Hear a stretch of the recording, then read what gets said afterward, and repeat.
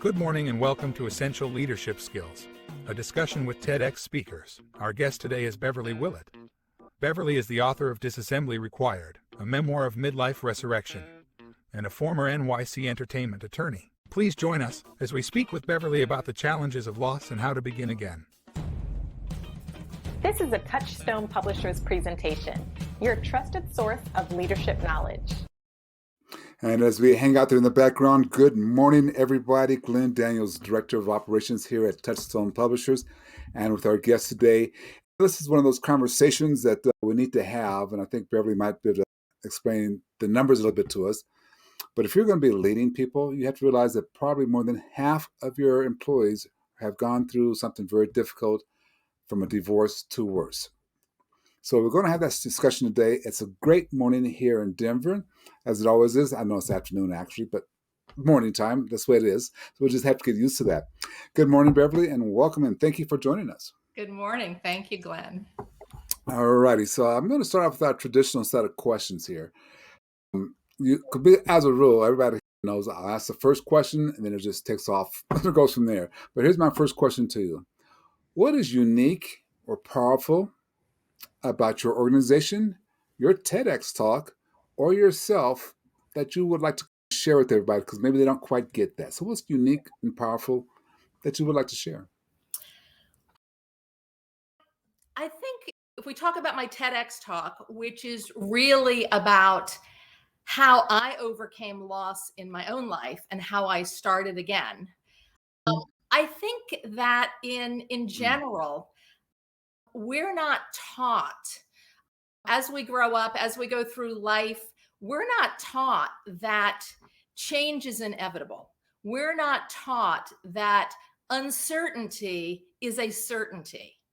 Now, we know this because we all experience change every minute, every day. We experience uncertainty because we can't predict the future. So we all experience this. And as kids, we might have some big losses or little losses. And certainly as we get older, we have all different kinds of losses that can occur in our life. So this is absolutely natural. It's absolutely going to happen. And things are going to change moment by moment. But we're really not taught that. We experience it. And when it happens, what we are taught and what we see other adults and other people doing is trying to fix everything or trying to keep everything the way it was. Or we don't see people. We know that sometimes one of the stages of grief is to go to acceptance, but we don't see people all the time going to that or even getting there. And I certainly thought at some point years down the road that I'd finally accepted my divorce. I was finally healed. I was finally okay. Yeah. And until I really examined it in the selling of my house, which it was like the last thing I was holding on to and gripping so tightly. I can't lose this thing. This will be the worst thing that ever happened to me. Right. I've had to go through that. There was really nothing else I could do. And it just opened my eyes completely to the nature of life. I want to get to your TEDx in detail, but you just said something that struck me during that time period. When I was listening to your talk a couple of days ago and again this morning, it really brought home to me, you had to create a vacuum in order to heal. Would you say that's right? Am I kind of off? I don't know if it was a complete vacuum, but certainly space. If we talk about, a vacuum, we're talking about space. Absolutely. Yeah. In my mind, that word is synonymous with what I'm hoping you're describing. And yes, I did have to create space because we try and keep things the same. We try and do so many things to keep ourselves feeling good that we don't have that space. And one thing, this is just anecdotal, I'll just tell you quickly, that, and I talk about this in my book because I can't talk about everything in my TEDx talk. But one thing that I started to do too, which went along with the whole program of just trying to keep things as they were, was whenever I would have that space, that uncomfortable time when, let's say, the kids were with my ex, I wanted to fill it up. I did not want to be alone. I wanted to find new friends. I wanted to go out. I wanted to do something because that space was uncomfortable. And at some point, I also realized that if I didn't create that space and allow for that space, that new things could not enter my life. That Hmm. became something that I was playing with, and it was something that just kept coming back. And even the other day, like a couple of weeks ago, I said, I'm not planning anything this weekend because maybe something that's waiting to come into my life is waiting for me to slow down. So Wow. that's exactly right. I believe that. Okay, and yeah, there are synonymous because that's space. A vacuum to me is the same thing. You create a vacuum, create space, something else worthwhile fills a spot. So I like that, and I'm glad we're on the same page there because I really got that from your talk that day. Glenn, if you're going to let this divorce issue go by you, create the space so other things can take over. So I think that's very good. The other thing, though, I want to ask you about the actual work that you're doing. You don't approach it from a very loss perspective. You don't approach it from a very sad perspective. In fact, if I remember correctly, this is the way it feels, and correct me if I'm wrong. When you're talking about this, you're not telling people what to do or how to feel. You're telling them to accept how they feel. Is that Oh, I definitely think you have to accept how you feel. I definitely think that when I looked back on it, I said, I have to grieve. We have to grieve in this culture. And I think a lot of times we don't allow ourselves to grieve. hmm We think maybe we're braver than we are. We think we've gotten over it, or we try and replace it. I mean, I had lots of different losses. My right? my retirement, the kids left eventually. There were just lots of things. My career was no more. But I don't think that we often let that happen, Okay, okay. allow that to happen. Yeah. And, yeah, And we does try and replace it with something else. and it doesn't sound like you're the type of person in your organization that wants to put out a bunch of solutions all at once either for somebody. Oh, I've been through that. Here's how you solve it. It doesn't sound like you do that either. I don't think there is a one size fits all, but I really think that if we can get to the core of, after we grieve and get ourselves back on our feet, if we can get to the core of why we're in pain, I think that, as you said, this vacuum or this space, things start opening up. We can start to see things that we couldn't see, Hmm. solutions, because our mind is freer.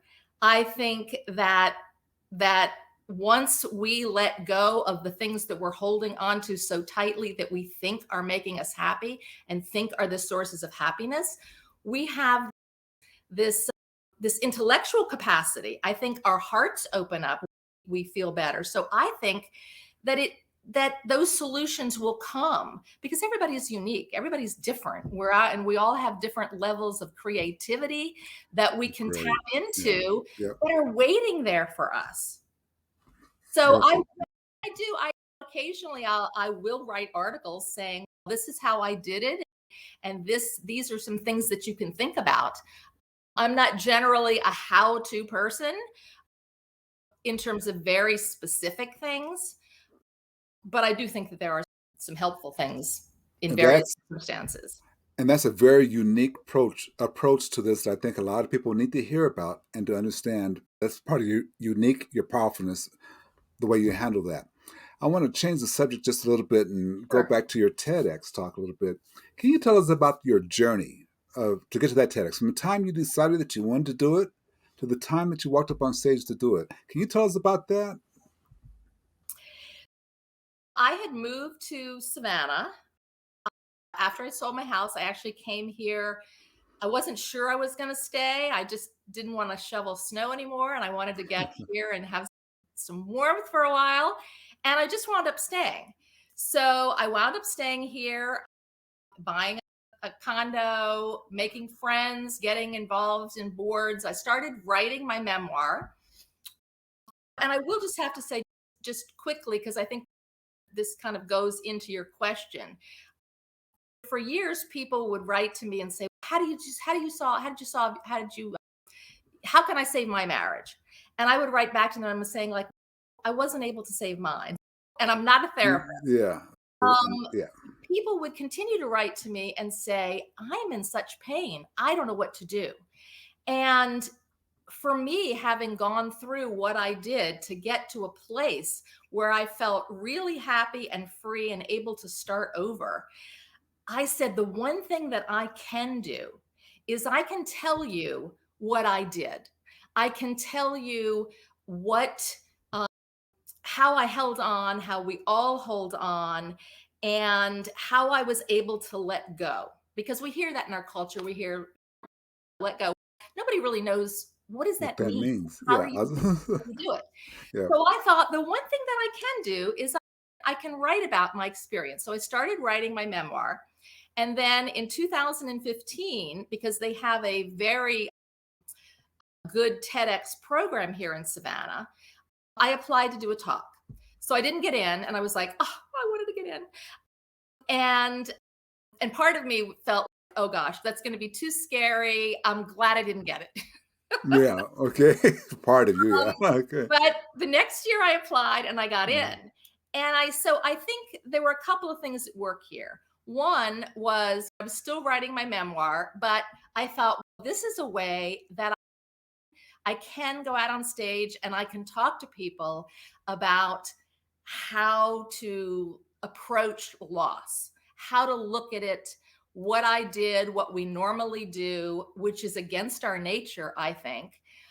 And so Mm. that felt very good for me to be able to have that opportunity to do that. The other thing is that I think I was writing my book and I thought, you know how sometimes they say you need your hook and you need your, I Yeah. really wanted to kind of crystallize what I believed, what I thought.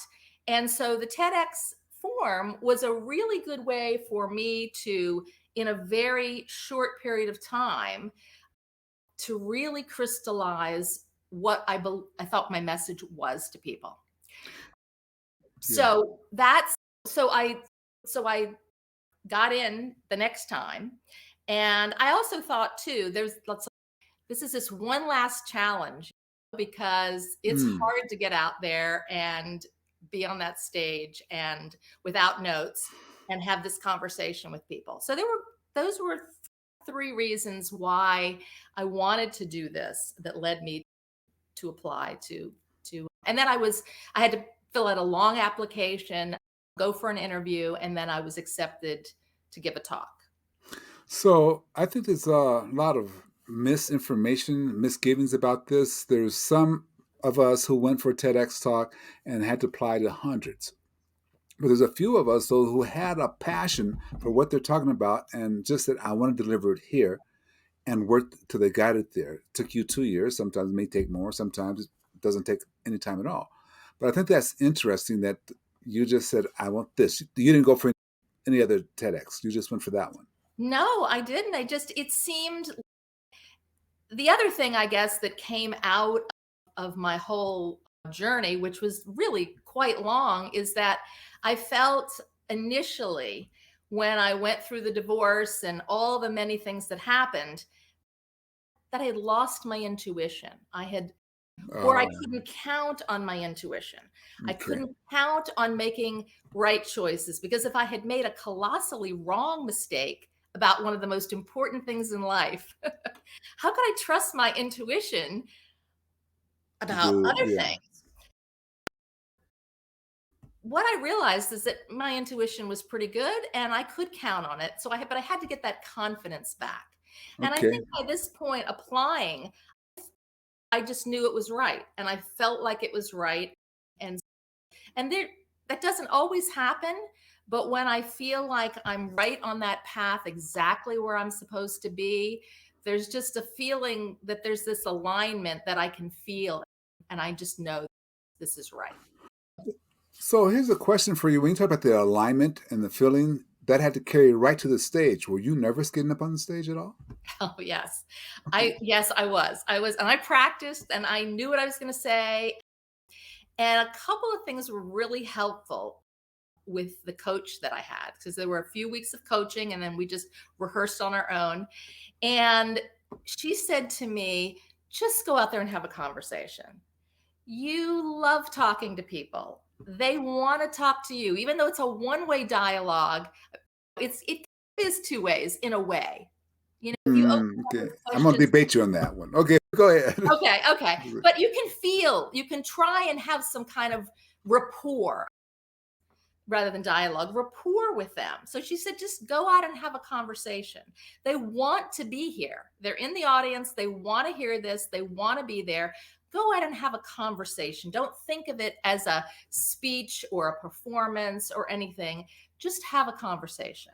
See, I debate that with people. I hear that Really? oftentimes, especially from coaches. Go out and have a conversation. That is not a conversation. It is not someone talking back to you. It's not a two-way street. Yeah, they're looking at you. They may be smiling at you. They may be nodding their heads. That's all nonverbal That's nonverbal signs. That's not a conversation. And I just believe if you set people up for that, it becomes very difficult for them to actually get up on stage. And Really? Well, yeah, for me, that it just, I guess for me, I interpreted it as don't get up there and looking like you're performing like a lawyer or whatever. Just get up there and be yourself and be natural and okay, say what's on your heart. And I guess so okay, that's there, there. okay. So I agree with you. But one other thing she told me that I think kind of goes along with what I said, but also what you said is right before I went out on stage, I'm backstage. Mhm. Okay. And she came out 120. She said, you've got 120 seconds before you go out. And I said, I'm nervous. Yeah. And she said, do you know the power pose? Oh, yeah, Okay. I yeah. didn't know the power pose. And so she showed me and she put her arms like this and she said, just walk back and forth and do that. So I'd never heard of the power pose. But what I understood when I did the power pose is that not only was I standing up straighter, as my mother would have told me to do, stand up straight, Beverly, but Breathe deeper. your heart precedes you. It's not Absolutely. all about all this stuff that's up there. So the conversation, when I say conversation, it's because what you're saying is coming from a total place of authenticity. I And have discovered that when most speakers, if they share from the heart, that's not a conversation, but sharing from the heart makes a great talk. And that's what you did. You said that's how you interpreted it. Your exact words was, that's how I interpret it. Yeah. yeah, I interpret it as sharing from the heart. And so taking the power pose. By the way, which one did you take? Batman, Superman, Superwoman, Catwoman? Which one did you do? I don't know. Who do I look like? No, and I had on blue, which I don't know. I'm Yeah. told blue is a good color for me. So it's my lucky color. Somebody said, it's your lucky color, wear blue. Yeah. So I don't know See, who wears blue. I do. Wonder Woman? I don't know. None of them do. Okay, so that's good. Okay, so that's good. That's good. None of them. Your talk, though, it brought out some questions, and I want to ask you about them because I need for you to coach me up on these things. Because Okay. you there's a statement you have that when hardship occurs, we resist the natural way to change things. You just said that a little bit ago in a different way, but we go against the grain and resist change. Can you talk about that a little bit more? As I said, we know that change occurs because it happens minute by minute. But Mhm. what we wind up doing, which is what I wound up doing, as I talked about in my TEDx talk, that I was a natural fixer. And I think a lot of us are fixers, which is fine. It's when I say that, I don't mean that we should just accept whatever's happening and Okay. not try and fix anything. I just want to clarify that. Did Hmm. try and save my marriage. If we have problems in relationships or finances, it's not that we should just say, oh, okay, that's it. I accept. Of course, we're going to try and resolve things. We're going to try and resolve things. But it's this constant trying to put whatever has happened, one, pretend it hasn't happened. We're in denial that it's happened Mm. because there's a lot of denial. Okay. So that's part of it, not always. But also, it's in other situations, it can be trying to say, I want to return it to the way it was. I want to keep everything the same. Now, I did that. And there were some things that were fine because I think sometimes we need to get our balance back. We can't just go off saying, okay, I accept this, because we're not ready. We haven't grieved. Life can be sad and life can be hard, and it's okay to feel those things. We are not superhuman. So it is okay to be human. Okay. But the resistance comes when we've had the time to grieve, we've had the time to get back on our feet a little bit, Mm. and we are continuing to remain in denial and say, no, I want to keep it the way that it was. It just like if I hadn't sold my home, I was really not able to afford it anymore. I had someone saying to me, you can condo the whole building and keep every floor and be a landlord for all of it. It was almost like, no, Beverly, you need to accept that it is time to Okay. move on, and that maybe there's something here that you can learn that's going to change your life. So at that point, I was resisting when people were saying, no, no, I was resisting. This is natural. My daughter went off to college. This feels natural, and I need to go with it and see where it leads. Why do we resist that? Like you said, it's resisting the natural laws of change. Why do we resist that? Is that based upon fear or something else? That is totally based on fear. We don't like when bad things happen. We don't like loss. We don't like change. If, not to keep this conversation all about the divorce, but if you look at divorce, second and third marriages are way up there. Third marriage divorce rate is 70%. So it's like whoever said you keep doing the same things and expecting something different to happen. We're afraid to be alone. We're afraid, what's going to happen if I lose this big house? I was at a Thanksgiving meal with some people a couple of years ago before the whole COVID thing. Mhm. And my friend said, tell them about the book and whatever. And there was a woman there, and she was telling me about all her china from her mother-in-law that she still had. And she said, well, I can't give any of that away. And I said, why? Because it was obvious that it was upsetting her that she had all this stuff. I Yes. said, well, why can't you do that? That's crazy. You can't just do that. We're so ingrained into thinking that we can't even do those things. So, But we think it keeps us safe. I don't know. We just look at hoarders. Look at people who just their life is consumed with stuff, or their calendars. They fill up their calendars because they can't have an evening alone. I used to take one evening when I started saying, create that space in your life. Go sit at a restaurant and sit at the bar and have a glass of wine and work on your book. You don't have to go in there with a person. If I wanted to see a movie, I didn't have to take someone with me. I didn't have to go with someone. I know people today, they won't go anywhere alone. They're just like, I can't go alone. I think fear, and that's just a little thing. That's just a tiny little thing. I think right. that fear is underlying all of this. Now, we can go into a deeper discussion, which could be another TED Talk, which is, I think, beyond this one. But A book that I quote in my book is Ernest Becker's Denial of Death.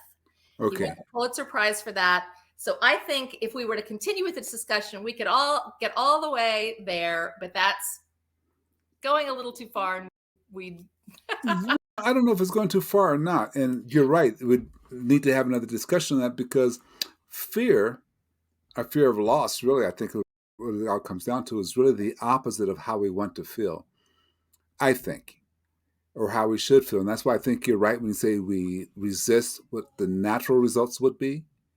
And that's to move forward. I think we're so interested in staying where we are because we're afraid by moving forward, we lose. I'm just guessing that. And you have to coach me on that. Am I off base there, or what do you think? no, not at all. And I think if we're talking about fear, I think very close to that, if we're talking about loss, is suffering. Okay. So we're afraid of loss, but we're afraid of suffering. Okay. So we don't want to suffer, and we do all these things so that we don't suffer. Well, okay, so if we have someone who lost someone who made the transition, they stay in suffering because they feel better suffering. So that's where I kind of get confused sometimes. I kind of like, to make it a lot lighter, people who like to stay in drama, the drama kings and queens of the planet, they like it there because they like to suffer.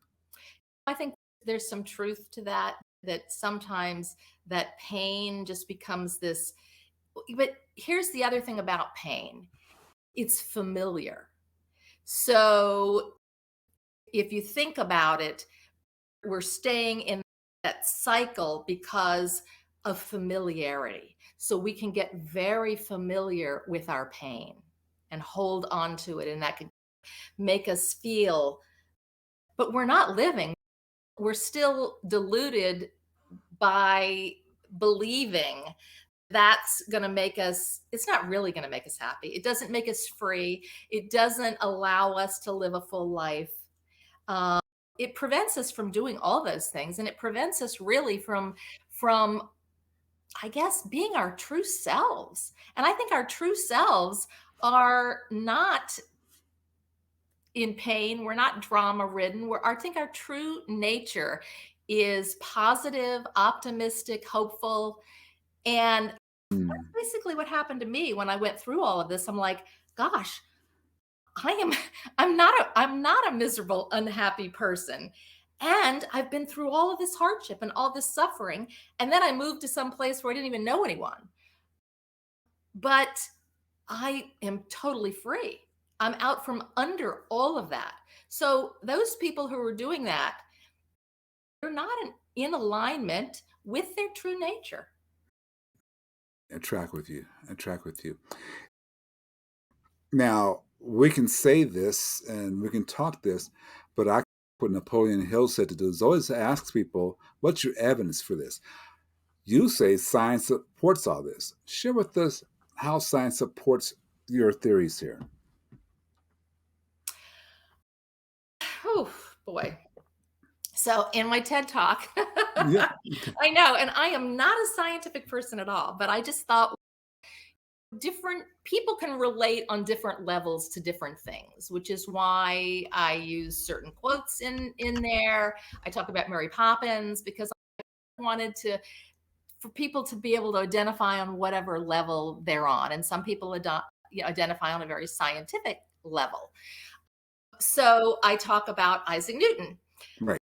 And I mentioned that the law of inertia is we stay the way that we are, either in rest or motion, unless force is applied. So in my mind, I analogized force with some kind of hardship that comes and smacks us in the head. Okay. And so when that happens, we start naturally, based on science, start spinning around. Whatever we were doing before, we go in a different direction. Okay. Right. However, so that's a natural thing. And when that happens, if that happens, and we allow ourselves to go with that and be flexible enough to where that can take us, we can start to see things differently, because the world will look different. Okay. People will look different. Things will look different. Opportunities will come up that we didn't see because we're in a different place. Different orbit. Yeah. We are in a different orbit.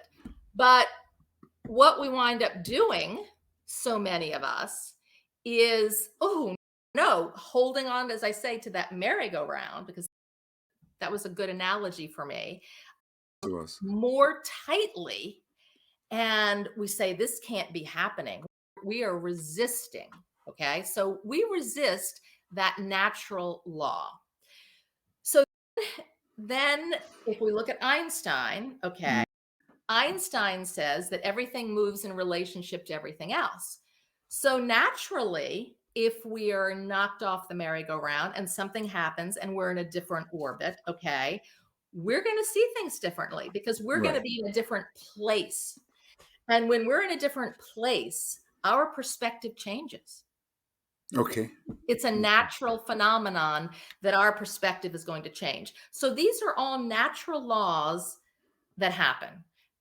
And again, sometimes we grab onto the merry-go-round because we need to grieve, because we need to, like for me, I need to keep my children in their house, in their schools. I need to keep them stable. And mom needs to get her act together a little bit so she can take care of them and launch them into the world. Those are natural, but eventually you've got to let go and fly Right. back off and Maybe. see Okay. things the way that, because the world is continuing to go. Nothing else is staying the same. Everything else is starting to change around you. Yeah. And the longer you fight that change, the harder the change becomes, but you're going to have to make the change. I think I took what you said, and I'm going to ask you about something else too, but I took what you said from the science of it, from the macro all the way down micro. Macro, you moving to Savannah. That was a change, right? It made everything change for you. Everything, how you viewed everything. Do you recommend that heavy of a change in some of these life events? I think that we can't all do that. No. I think that we, so I don't recommend that as a template necessarily, because I think that we have a lot of, I think what I did for me at my stage in life, the kids were off. I was able to do that. That was within the my ability to do. Perhaps some people financially can't do it. Maybe they're disabled. Who knows? I didn't have a partner. I didn't have any kids at home now. So I was free to do those things. Okay. Okay. Okay. I just think that we have a lot of templates out there, like the eat, pray, love scenario. Let's just, that I think is not, and that is sold to our society as reality. That's not reality. So I think that we have a lot of things sold as reality that are not reality. Um, Mm.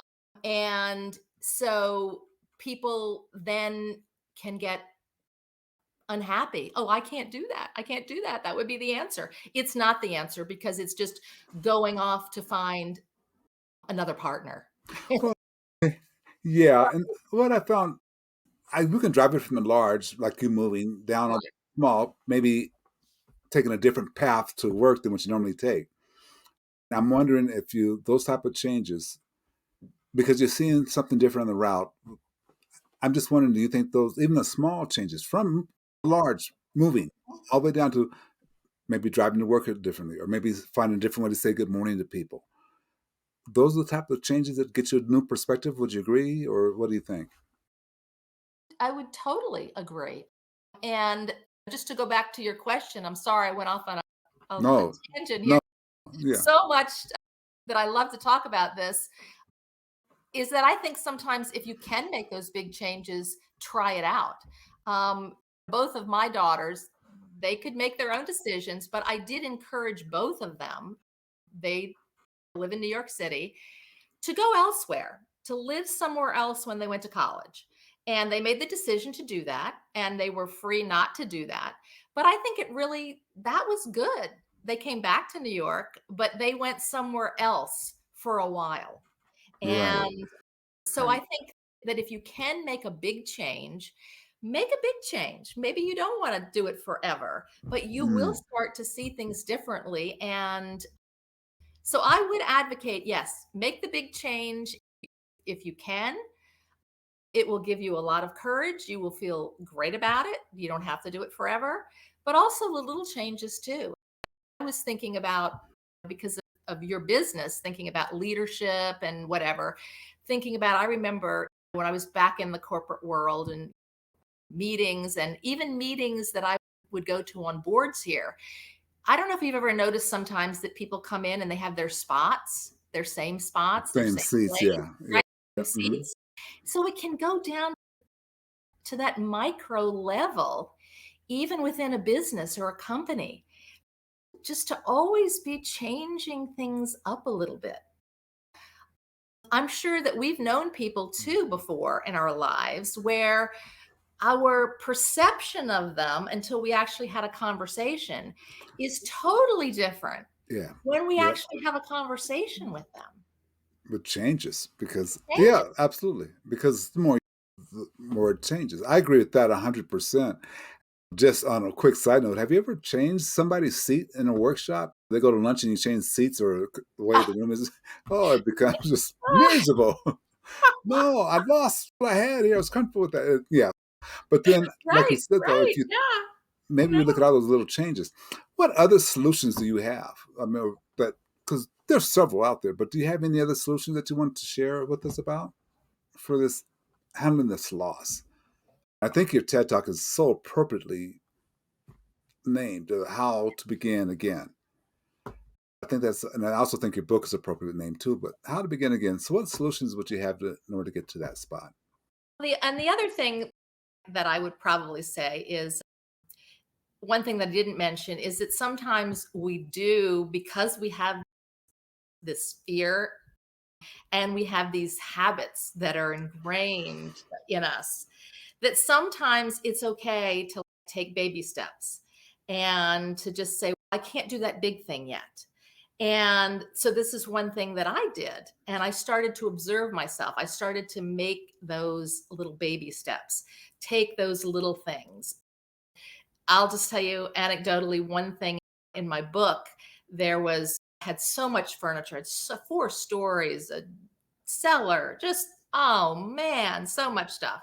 And I wanted to keep this one chair, and I had this guy from a furniture company come in, and I'm like, "What do you want?" He's like, "You know what?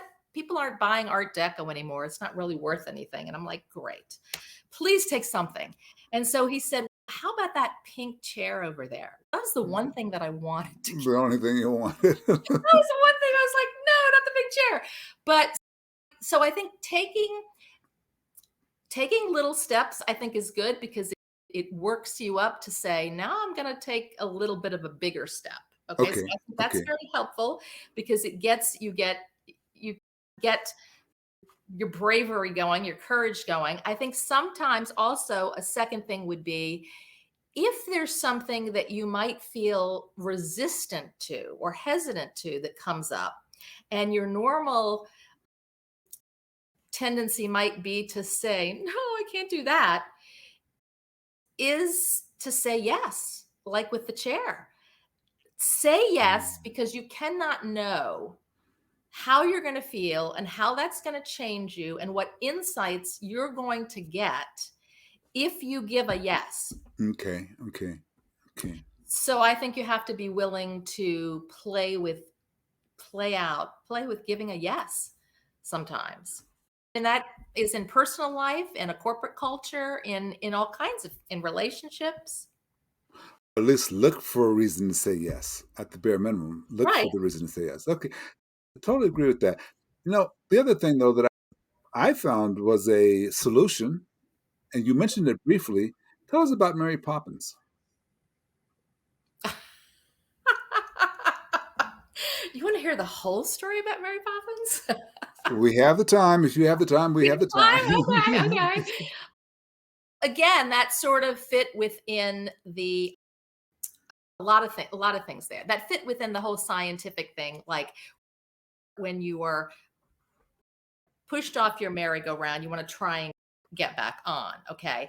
And what I started to understand about myself, not only our innate nature as human beings, okay, which I think we resist, but my nature was this joyous, playful, creative, fun-loving person that really identified with the whole Mary Poppins being able to just say, let me play along, let me have this fantasy life, let me just see where it goes. And um, in the course of everything that I've spoken about, I was able to really come back to myself and how I had really always been, because I think we have our own unique Interesting. personalities. Right. Yes. And so my own unique personality that had been covered up with all of these layers of things and all this stuff and pain was able to, was like there, was in that space. Okay. Now, Okay. this Yeah. anecdotally, around the same time, Mary Poppins came to Broadway in the UK, and I decided to go. Yes. So them going, and that worked out just fine because I liked what you said about her when how she just was able to say this is a problem, but it's not a problem because I'm gonna go do something else. Mhm. And I think that's because you can't if you focus and culture is up here. If you focus on what the problem, do you believe you're getting more of the problem? Focus on the problem. You can end up creating the Well, problem larger. yeah, again, it's just like those people that you said that just that stay stuck in that drama, that it's like it makes them feel good. They just want to, and I believe that I was stuck there for a long time. Mm. I was there. I was massaging that pain. Yeah. And yeah, yeah. Yeah. And I think that people do that. And when it's interesting because when I started understanding what I was doing, people that I was friends with, that we fed each other that same thing. Uh-huh. I'm like, I started to see things. Whoa, that's me. And that was us. Our relationship changed because some of them wanted to stay stuck in that and Mm. got angry with me. But I think sometimes that happens because they're really angry with themselves. And if they don't want to change and do that hard work of really getting in there and looking at the stuff you're afraid of, then they have to put it on someone else. Isn't that though our culture? Isn't that our culture to stay the course, stay where we are? Aren't we raising our kids to even to do that? Is that the prevailing culture? Oh, yeah. And it's so sad. It is so sad. And I think it's worse because we feel like we have to be in one box or the other to stay safe. And we've got to maintain that. And so I think it's really getting worse. Yeah, I can't say it's getting worse because when I heard your TED talk, it took me to someone that I know who was having a hard time letting go of some things and really decided to change the course. Went out and got a pig to take care of. Who does that? Unless you wanted to change your course. Okay. So you got to give that person a lot of credit for that because they said, okay, you know what? Everything's status quo, but no one else has a pig. So you give them a lot of credit for that. At least I do. And I think some people have done that with the whole COVID thing we've gone through. I Right. Yeah. think that we look at this and it certainly is a tragedy. I'm not gonna try and sugarcoat. I had a good friend who passed away a few months ago. So and a family member. But I think that we don't always look for possibilities in difficult times and in suffering. We don't look for the possibilities that can come out of that and say, well, it is here. I'm not going to just, as you said, just stay with the pain, massage the pain. It feels good. But I'm going to look at what good can come out of this. This can be an amazing time. I've been writing a novel, my first novel, Yeah. during Yes. this Yeah. time when I had to stay at home. And so I'm like, I gotta look at things, what is possible. There's always something that is possible, even if Oh, some yeah. things are not possible. Even if you feel like they're not possible now, they're possible tomorrow or the next day or the next Right. month. So good. You gave another solution that I started down a little bit of, but I want you to talk about this as well. The solution of decluttering. It seemed like you kind of were saying, okay, Get some of the junk out of your life. Declutter some of the stuff that's going on in your world, and that'll help you move to the next level. Again, that I think that's if you've got so much going on, if your calendar is full, if you can't see things, you can't see what else might be Mm. there if there's too much there. And it was interesting because it really started out for me as physically decluttering. I had to get rid of stuff. I couldn't take it all with me. My ex left stuff. My kids had stuff. It Mhm. started out being a real practical, I've got to declutter, okay? And within that, I started seeing that this was not just about getting rid of stuff. This was about analyzing my relationship to the stuff, to the material goods, Oh, wow. analyzing my relationship to the things that certain things stood for. We have possessions in our life that we put meaning on. And so that meaning then translates into the value of our relationships, our photos. So it's not just a physical thing. It has deep meaning. And Wow. so there were things that had such deep meaning within my stuff that it opened up because I had to look at it unless I was just going to toss it all and not look at it. I had to then start examining the meaning behind it, the relationships behind it, the history behind it, all of that. And for me, Wow. it was like a life review.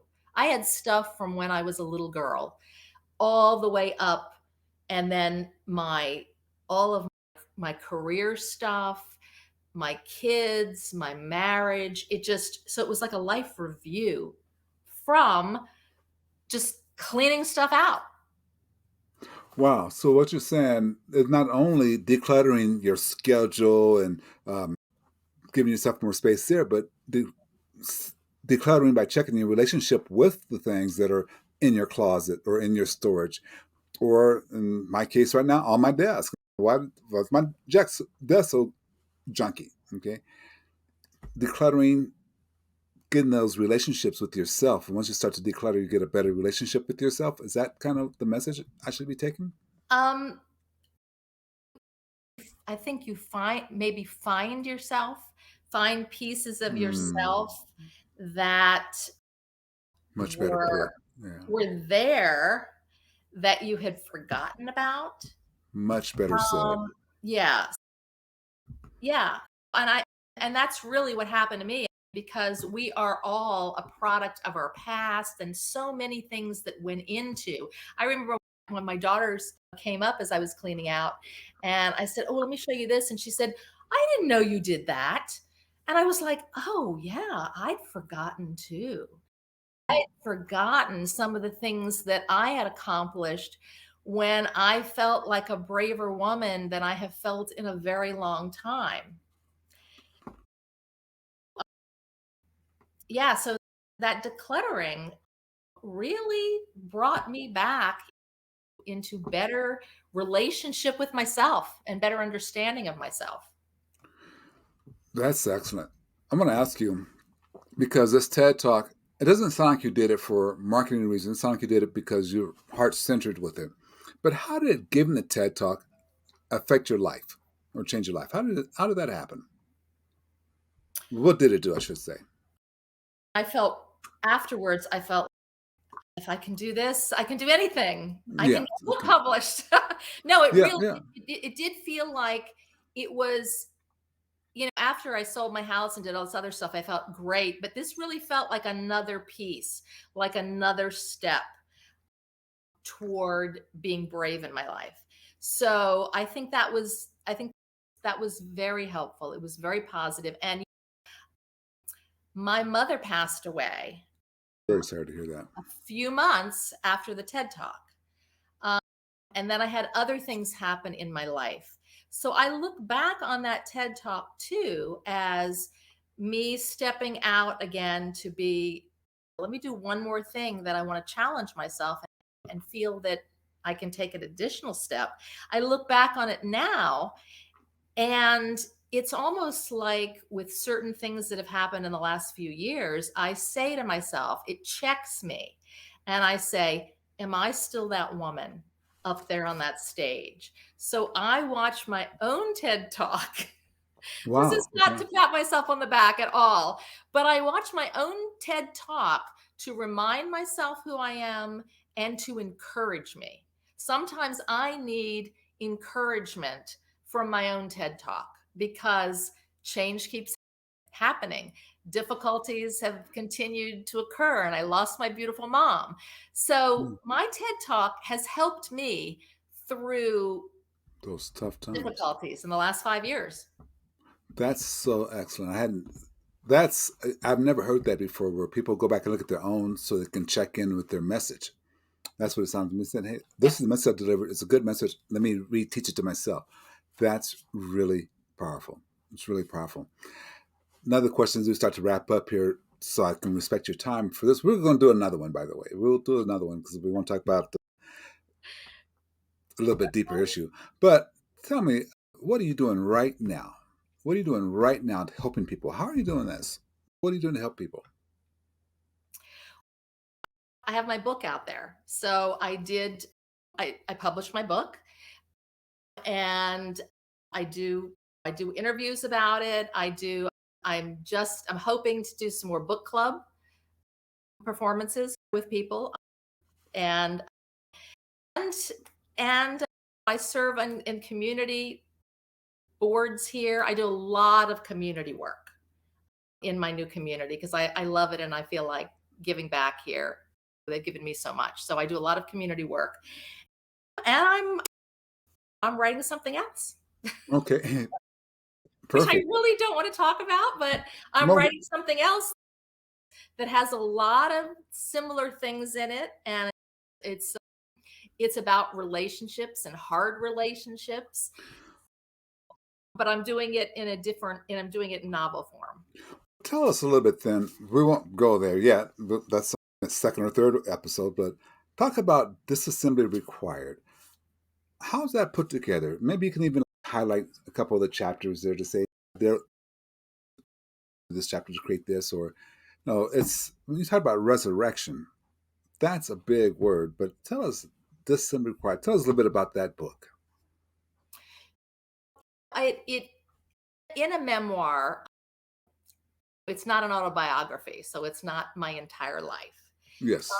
So it focuses mainly on that last year in my house when the decision had been made. I knew that I had to sell the house and come to grips with that.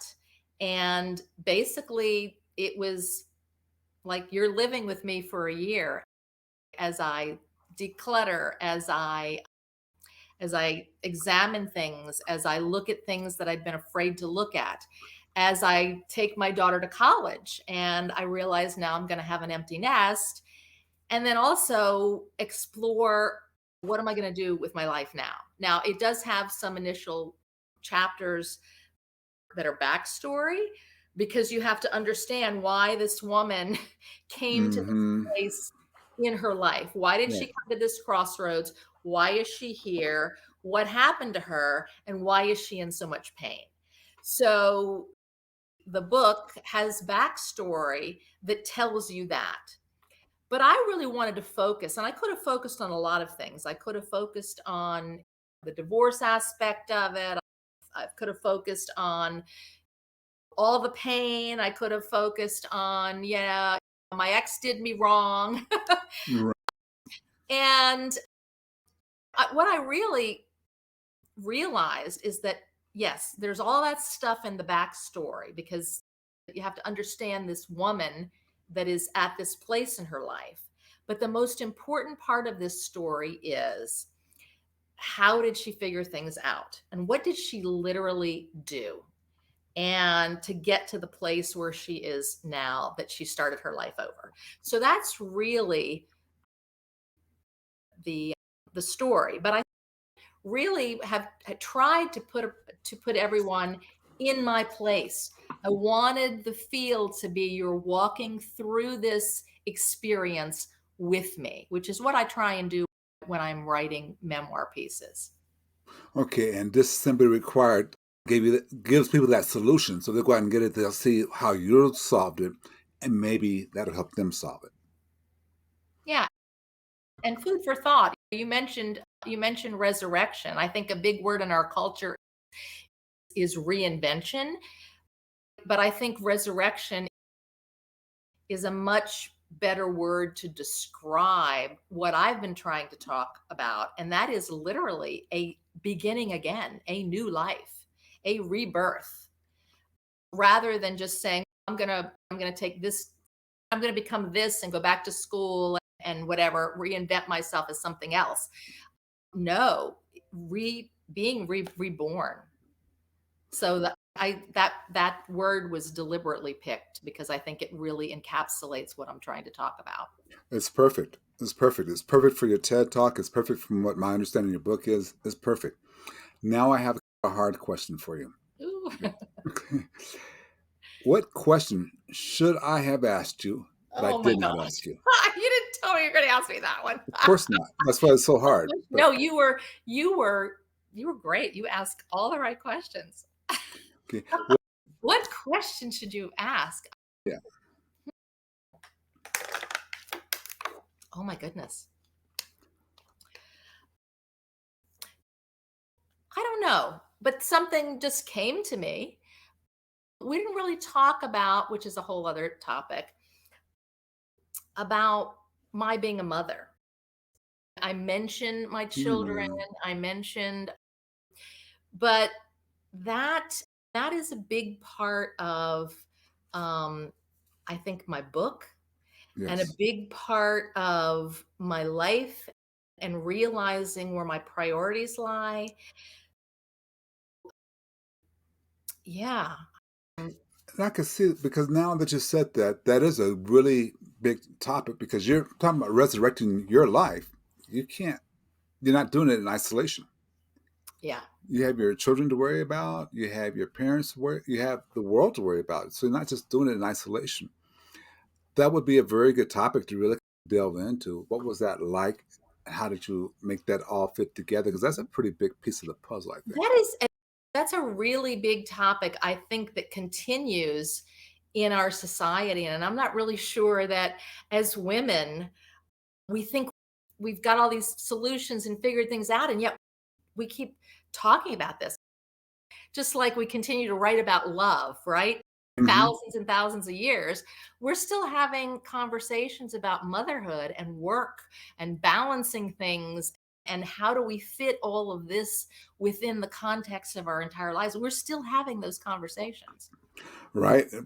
We are. And we will continue to have those conversations because we don't, not clear on it. We don't have a lot of clarity on it yet. Wow. Beverly, this has been just great. We will have to do at Been least fun. one more, maybe two.